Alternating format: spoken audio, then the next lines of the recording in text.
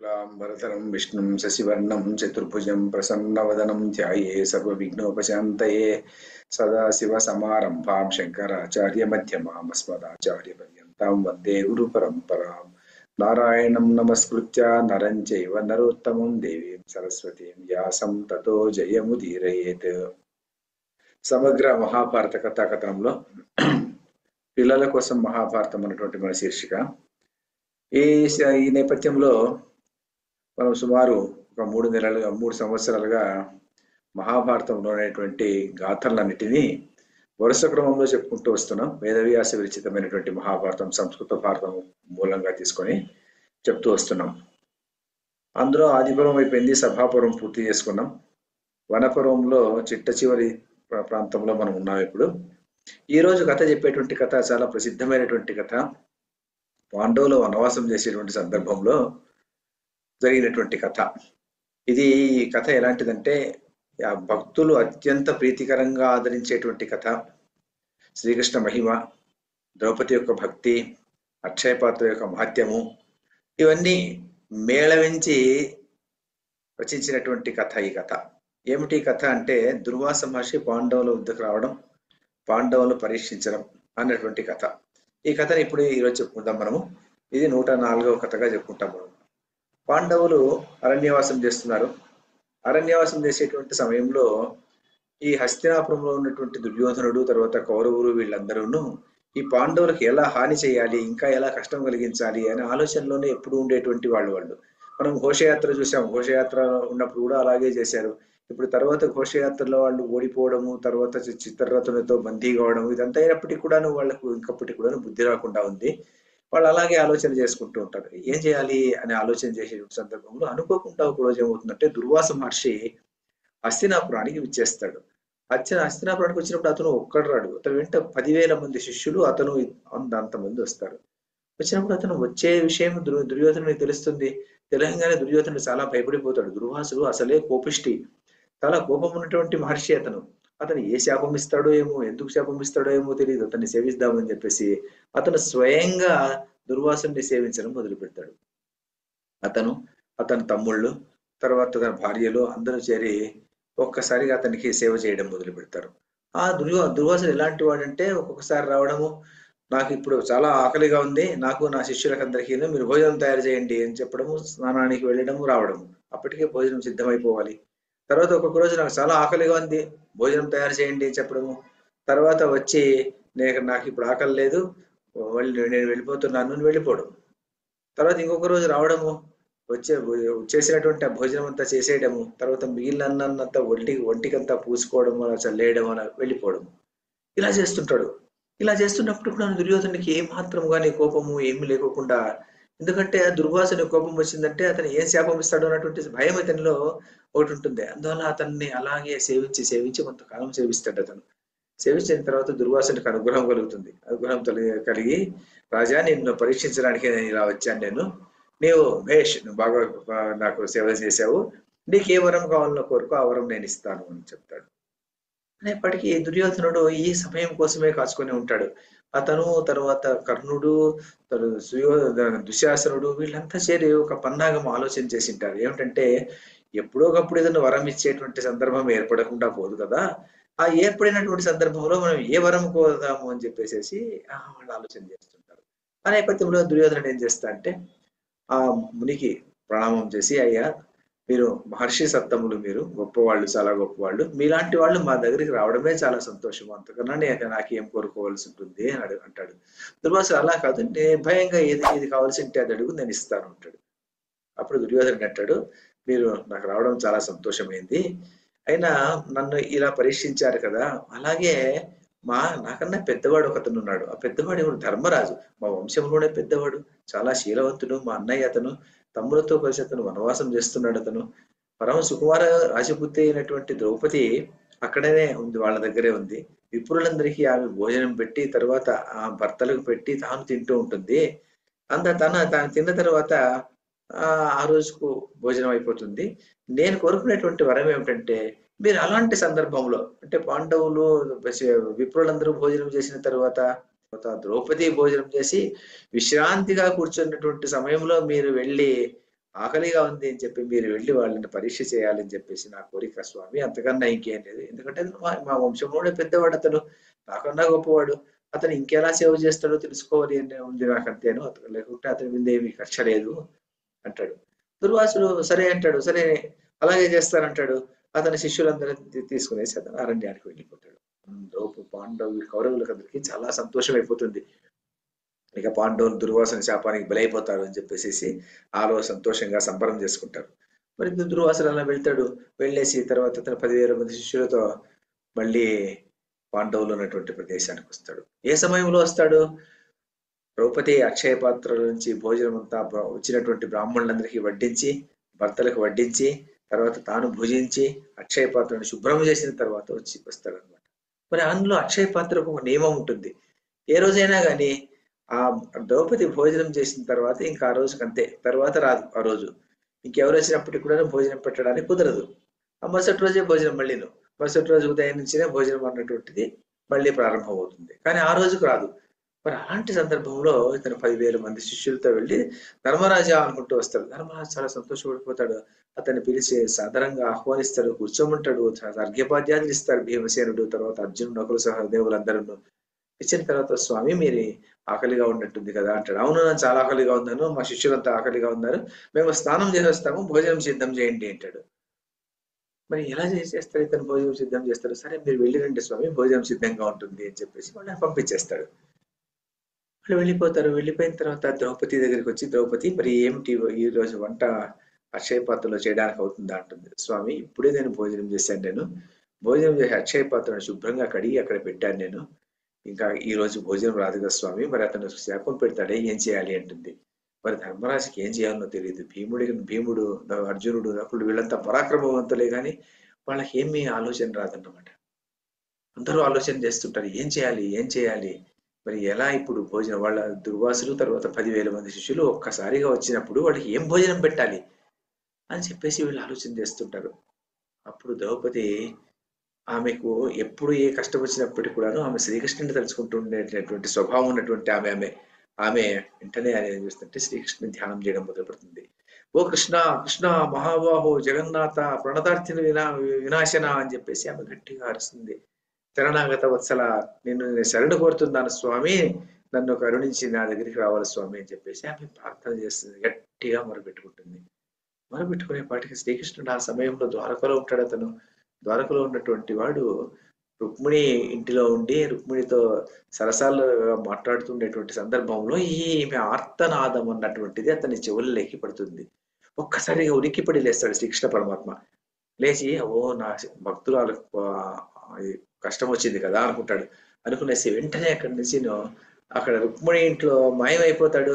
ద్రౌపది దగ్గర ప్రత్యక్షమవుతాడు. ప్రత్యక్షమై ద్రౌపది దగ్గరికి వస్తాడు. మరి శ్రీకృష్ణుడు వచ్చాడు, పాండవులంతా చుట్టూ ఉంటారు. సరాసరి వంటింట్లోకి వెళ్ళిపోతాడు. వంటింటికి వెళ్ళిపోతే ద్రౌపది లోపలికి వెళ్ళిపోతుంది అతని వెంట. లోపలికి వెళ్ళిపోయిన తర్వాత ద్రౌపది అంటాడు, ఏమోగా శ్రీకృష్ణ అని చెప్పేసి ఆమె సందిగ్ధంలో పడిపోతుంది. అప్పుడు శ్రీకృష్ణుడు అంటాడు, అమ్మా ద్రౌపది, నాకు చాలా ఆకలిగా ఉందమ్మా, నాకు కొద్దిగా అన్నం పెట్టమ్మా అంటాడు. శ్రీకృష్ణ, నన్ను మళ్ళీ నీవు పరీక్ష చేస్తున్నావా స్వామి? ఇప్పుడే దుర్వాసుడు అన్నటువంటి దుర్వాసుడు తన శిష్యులతో వచ్చాడు, మరి నేను భోజనం చేసేసాను. సూర్య భగవాన్ని వల్ల లభించినటువంటి అక్షయ పాత్రలో కేవలము ఇప్పుడు ఎంతమందికైనా వడ్డించవచ్చు, పాండవులందరికీ వడ్డించవచ్చు, నేను భోజనం చేయొచ్చు, అంతవరకు సంతృప్తిగా భోజనం వస్తుంది. నా భోజనం అయిన తర్వాత నేను శుభ్రం చేసి పెట్టిన తర్వాత ఆ రోజు భోజనం రాదు కదా స్వామి, మరి ఈ రోజు నేను ఎలా పెట్టను, ఏం పెట్టను మీకు, మీరు ఆకలి అంటున్నారు కదా, నన్ను పరీక్ష చేస్తున్నారా స్వామి అని చెప్పేసి ద్రౌపది బాధపడుతుంది. అప్పుడు శ్రీకృష్ణుడు అంటాడు, అమ్మా ఎందుకమ్మా బాధపడతావు, ఆ పాత్ర తీసుకొని రమ్మా, చూద్దాము పరీక్షిస్తాను అంటాడు. ఏమిక శ్రీకృష్ణ అలా అంటున్నావు, నేను శుభ్రం చేసి పెట్టాను కదా, అందులో ఏముంటుంది ఏంటుంది, నేను తీసుకురమ్మా అంటాడు. అంత అక్షయ పాత్రలో ఒక మెతుకు లేకుండా ఉంటుందా, తీసుకురమ్మా అంటాడు. మరి ఆమె ఆ అక్షయ పాత్ర తీసుకొని వచ్చి శ్రీకృష్ణ చేతిలో ఉంచుతుంది. శ్రీకృష్ణ అక్షయ పాత్రలో చేయి పెట్టి అలా అలా అని చెప్పేసి అందులో నుంచి ఒక అన్నపు మెతుకు తీసుకుంటాడు, బయటికి తీసుకుంటాడు. అమ్మా అన్నం మెతుకుంది చూడు అంటాడు. అందరూ ఆశ్చర్యపోతారు. మరి శుభ్రం చేసిన గిన్నెలో మెతుకు ఎలా ఉంటుంది? మరి ఆ మెతుకుని తీసుకునేసి అతని నోట్లో వేసుకునేసి మింగేసేసి, అహం వైశ్వానరో భూత్వా ప్రాణినాం దేహమాశ్రిత ప్రాణాపాన సమాయుక్త పచామి అన్నం చతుర్విధం అని చెప్పేసి మింగేస్తాడు అనమాట. మింగేసిన తర్వాత ఇంకేముంది అప్పుడు మింగేసి, అమ్మ నేను తృప్తి పొందానమ్మా, నేను తృప్తి పొందిన తర్వాత మీరందరూ తృప్తి పొందినట్టే కదా అని చెప్తాడు. అప్పుడు భీమసేనునికి, అర్జునునికి, తర్వాత ధర్మరాజుకు అందరికి అర్థమైపోతుంది. ఓ ఇంతే కదా అనుకుంటాడు. అప్పుడు శ్రీకృష్ణుడు అంటాడు, మరి దుర్వాస మహర్షిని పిలిచారు కదా, దుర్వాస మహర్షి స్నానానికి వెళ్ళాడు కదా, ఆ స్నానం చేసేటువంటి మహర్షిని తర్వాత అతని శిష్య బృందాన్ని అంతా తీసుకురమ్మని చెప్పి సహదేవుని పంపించు ఉంటాడు ధర్మరాజుతో. ధర్మరాజు సహదేవాన్ని వెళ్ళి దుర్వాస మహర్షిని పిలుచుకొని రా అంటాడు. ఇతను దుర్వాస మహర్షిని పిలవడానికి అతను వెళ్తాడు. మరి వెళ్ళడానికి వెళ్ళేపటికి మరి మనకు మనకు తెలుగు సినిమాల్లో అలా ఎలా కనిపిస్తుంది అంటే భీమసేనుడు వెళ్ళినట్టుగా కనిపిస్తుంది. కానీ భీమసేనుడిని పంపడు అనమాట, అతను సహదేవుడిని పంపుతాడు. సహదేవుడు వెళ్తాడు. సహదేవుడు వెళ్ళి ఆ నదీ ప్రాంతానికి వెళ్ళి నదీ ప్రాంతంలో చూస్తే దుర్వాసుడు తదితర శిష్యులు అంతాను కడుపు నిండిపోయి, పొట్ట పగిలిపోయేటట్టు కడుపు నిండిపోయేసి, వాళ్ళు అరగకుండా అయిపోయేసి, వాళ్ళు ఆ రాళ్ల మీద అలా అలా పొర్లుతూ ఉంటారు. అప్పుడు సహదేవుడు వెళ్ళి, స్వామి అన్నం సిద్ధంగా ఉంది, భోజనం సిద్ధంగా ఉంది, రాండి స్వామి అంటాడు. దుర్వాసుడు, నాయన కడుపు నిండిపోయింది నాయన అంటాడు. మీరు ఏమీ భోజనం చేయలేదు కదా స్వామి, రండి రండి, శ్రీకృష్ణ పరమాత్మ కూడా మీకోసమే ఉన్నాడు అంటాడు. శ్రీకృష్ణ పరమాత్మ కూడా ఉన్నాడా, అయ్యో ఇప్పుడు అర్థమైపోయింది నాకు అంటాడు దుర్వాసుడు.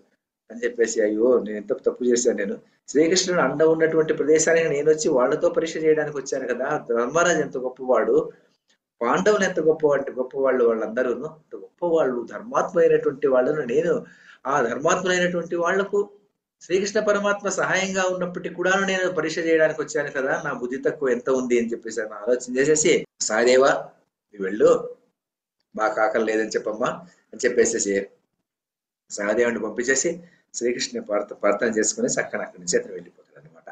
ఇది ఈ కథ. సామాన్యంగా చూడడానికి ఈ కథ చాలా చిన్న కథ. అయితే ఈ కథలో ఏముందంటే శరణాగత వత్సలత అన్నటువంటి చాలా చక్కగా కనిపిస్తుంది. శ్రీకృష్ణ పరమాత్మ ఎలా ఉంటాడంటే, శ్రీకృష్ణ పరమాత్మ భక్తుడు ఆర్తితో పిలిచినప్పుడు మాత్రమే వస్తాడు, కానీ ఆర్తితో పిలవకుండా శ్రీకృష్ణ రావ స్వామి అని చెప్పి నైవేద్యం చేసినంత మాత్రం అతను రాడనమాట. అతను ఎలా ఆర్తి ఉండాలన్నమాట.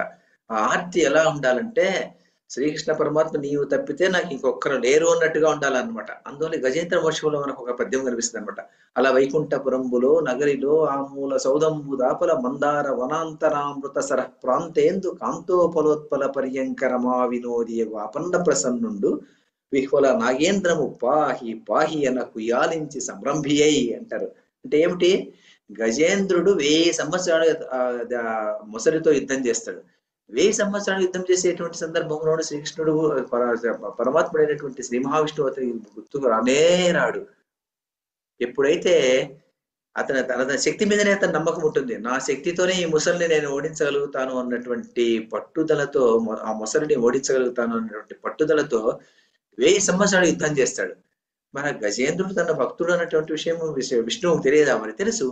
అయినప్పటికీ కూడాను ఆర్తితో పిలవలేదు. పిలవనప్పుడు ఎందుకు వస్తాడు శ్రీ మహావిష్ణువు? ఆడన్నమాట. ఆయన అలాగే ఉంటాడు, వైకుంఠంలోనే ఉంటాడు. కానీ వీడి శక్తి అంతా అయిపోయి అని చెప్పేసి, శక్తి అంతా పూర్తి అయిపోయిన తర్వాత పాహిమాం పాహిమాం అని చెప్పి అతను ఆ విహ్వల నాగేంద్రము పాహి పాహి అని అరిచినప్పుడు ఆ ఆలకింపు ఉంది కదా, ఆలకింపు ఇక్కడెక్కడో భూలోకంలో ధరిస్తే వైకుంఠానికి వినపడింది అనమాట. అలా వైకుంఠపురంబులో నగరిలో ఆ మూల సౌదంబు దాపల మందార వనాంతరామృత సర ప్రాంతేందు కాంతోఫలోత్పల పర్యంకరమా వినోదియగు ఆపన్న ప్రసన్నుండు. అతను లక్ష్మీదేవితో వినోదంగా ఉన్నటువంటి సందర్భంలో ఆ మందార వనాంతామృత సర ప్రాంతేందు అలా ఉన్నటువంటి ఆ వైకుంఠంలో నగరంలో ఉన్నటువంటి ఆ శ్రీ మహావిష్ణువుకు ఇది కుయ్యని ఆలించినప్పుడు, గట్టిగా పాహి పాహి రక్షించు రక్షించు అని గట్టిగా అరిచినప్పుడు అతనికి వినిపించి ఎలా వచ్చాడు అతను? సిరికించెప్పుడు శంఖ చక్రయుగం చేదో ఈ సంధింపుడు అంటాడు పోతనామాత్యుడు అని చెప్పేసి అతని లక్ష్మీదేవికి చెప్పడు, గర్భమంతుడికి చెప్పడు, చక్రం తీసుకోడు, గద తీసుకోడు, శంఖాన్ని తీసుకోడు, అలా ఉన్నట్టుగా లేచి పరిగెత్తి వచ్చేస్తాడు అనమాట. మరి ఆర్తిగా ఉన్నట్టు పిలిచినప్పుడు వంటి వాళ్ళు మాత్రమే మహావిష్ణువు ఉన్నటువంటి వాడు దగ్గరికి వస్తాడు అని చెప్పేటువంటి గొప్ప నీతి కథ ఇది. తర్వాత రెండవ నీతి ఏమిటంటే, ఇందులో చాలా ముఖ్యమైనటువంటి నీతి ఏమంటే, భగవంతుడు ఉన్నటువంటి వాడు మనం ఇచ్చేటువంటి వస్తువుల యొక్క ఆ వస్తువులను మనం ఏదైనా సమర్పిస్తాం అనుకోండి, శ్రీ విష్ణువుకు సమర్పిస్తాం. ఎక్కడి నుంచి సమర్పిస్తాం అది? అతని సృష్టిలో ఉన్నటువంటి వస్తువులే అతనికి సమర్పిస్తుంటాము. అయినప్పటికీ కూడాను ఒక పిల్లవాడు తండ్రికి కానీ, తల్లికి కానీ వచ్చి ఒక చాక్లెట్ ఇచ్చి, నాన్న ఈ చాక్లెట్ తీసుకో అన్నప్పుడు ఆ నాన్న ఎలా పొంగిపోతాడో, అలాగే శ్రీ మహావిష్ణువు కూడాను భక్తుడైనటువంటి వాడు తన సృష్టిలో ఉన్నటువంటి తాను సృష్టించినటువంటి ఒక వస్తువుని తెచ్చి అతనికి ఇచ్చినప్పుడు, ఆ ప్రేమతో ఇచ్చినప్పుడు మాత్రమే దాన్ని తీసుకుంటాడు. అంతేగాని ఆ ప్రేమ లేనప్పుడు అతను ఎందుకు తీసుకుంటాడు? అతని వస్తువు అతను తీసుకోవడానికి ఏముంటుంది? కాబట్టి వస్తువు యొక్క విలువ కాదు, భౌతిక విలువ కాదు అతనికి కావాల్సింది. ప్రేమతో ఎంత ప్రేమ ఉంది అన్నటువంటిది ముఖ్యం. అందువలన ఏం చెప్తారంటే ఇక్కడ అందువల్ల ద్రౌపది వచ్చేసి ప్రేమతో అతన్ని పిలిచి ఆ అక్షయ పాత్ర ఇచ్చినప్పుడు ఆ ప్రేమతో ఇచ్చినటువంటి ఆ చిన్న మెతుకు ఆమెకు ఉందో లేదో కూడా తెలియదు. అయినప్పటికీ కూడా ఆ ప్రేమతో అక్షయ పాత్రను అందించినప్పుడు పత్రం పుష్పం ఫలం తోయం యోమే భక్త్యా ప్రయచ్చతి తదహం భక్త్యుపహృతం అశ్నామి ప్రయతాత్మన అంటాడు. అంటే ఏమిటంటే భక్తులు పుష్పం ఇయ్యచ్చు, పుష్పం లేకపోతే ఒక ఫలం ఇయ్యచ్చు, ఫలం లేకపోతే నీళ్ళు ఇయ్యచ్చు, నీళ్లు ఏదో ఒకటి ఏది ఇస్తే దాన్ని అలాగే స్వీకరిస్తాడు. ఏమిటి అంటే భక్తి అన్నటువంటిది ఉండాలి. ఈ భక్తి ఉండాలి అన్నటువంటిది ఒక పాయింట్ అయితే, తర్వాత శరణాగత వత్సలత అన్నటువంటిది రెండవది చాలా ముఖ్యమైనటువంటివి. ఈ రెండు ఉన్నప్పుడు భగవంతుడైనటువంటి వాడు భక్తుల దగ్గరికి పరిగెత్తుకుంటూ వచ్చి సహాయం చేస్తాడు అని చెప్పేటువంటి గొప్ప నీతి కథ. తర్వాత ఇంకో గొప్ప నీతి ఏమిటంటే ఇందులో ఎంత కోపిష్ఠులైనటువంటి ఋషులు కానీ, దుర్వాసులు చాలా కోపం ఉన్నటువంటి వ్యక్తి. అలాంటి వ్యక్తులు కూడాను శ్రీ మహావిష్ణువు ముందర వాళ్ళు తలదించాల్సిందే. అలాంటి వాళ్ళు కూడాను భగవద్భక్తికి అన్నటువంటి దానికి లొంగక తప్పదు అనేటువంటి గొప్ప నీతి సారాన్ని బోధించేటువంటి కథ ఈరోజు చెప్పుకున్నాం మనము. వచ్చే కథలో మళ్ళీ పాండవులు ఏం చేశారు? తర్వాత దుర్వాసుడు వెళ్ళిపోయిన తర్వాత దుర్యోధనుడు చాలా బాధపడిపోయిన తర్వాత అయ్యో నేను పంపించినటువంటి దుర్వాస మహర్షి వాళ్ళని పరీక్ష చేయలేకుండా పోయాడు కదా అని చెప్పేసి అతను బాధపడతాడు. ఇది ఈ రోజు కథ. మళ్ళీ వచ్చే కథలో పాండవులకి ఏమవుతుంది? వాళ్ళకి ఏమైనా కష్టం వచ్చిందా, సుఖం వచ్చిందా? ఆ విషయాన్ని మనం వచ్చే కథలో చెప్పుకుంటాం. అంతవరకు సెలవు. కాయేన వాచా మనసేంద్రియైర్వా బుద్ధ్యాత్మనా వా ప్రకృతే స్వభావాత్ కరోమి యద్యత్ సకలం పరస్మై నారాయణాయేతి సమర్పయామి. సర్వం శ్రీకృష్ణార్పణమస్తు.